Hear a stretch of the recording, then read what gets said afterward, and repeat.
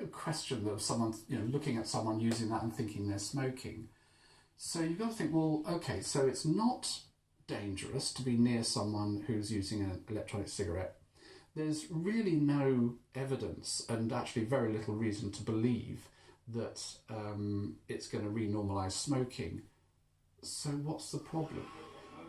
The problem in the end may simply be the word e-cigarette, the vapour that looks like smoke, a sense that they just don't feel right. I can understand people wanting to be cautious, but if we fail to take this opportunity that electronic cigarettes potentially are providing, then we're really condemning people to death who would otherwise have lived. That's what's at stake.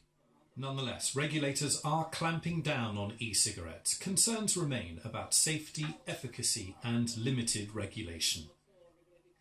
Graham is here with us now. So many people are choosing to use them in increasing numbers, but they are controversial and other people are very concerned by their use. I think there are still significant concerns by big reputable organisations like the World Health Organisation, the British Medical Association. They're worried about exactly what's in these things. Are they regulated enough? The purity of the nicotine itself. They're worried about things like build quality. You may have seen pictures of batteries in them exploding, so some of them shoddily built.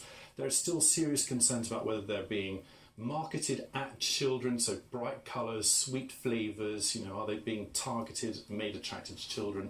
Are they a gateway into smoking? There's an argument you hear, so people are saying, if they get hooked on that, will they then move on to cigarettes? So really big concerns for a lot of people about whether these actually in the end are a good thing or a bad thing. Huge variety. This one's enormous. It is. They've changed, as you can see over time, so they start with something that really did look like a cigarette. Yes. And that's why people say, well, it renormalises something that looks like smoking. People are confused. So the scientists saying, amongst many other things, that's one of the things that's hard, the argument harder to make now, because if you see someone using a really big one like that, it doesn't look anything like smoking, frankly. And the scientists say you do have to look at the evidence. What does the evidence tell you?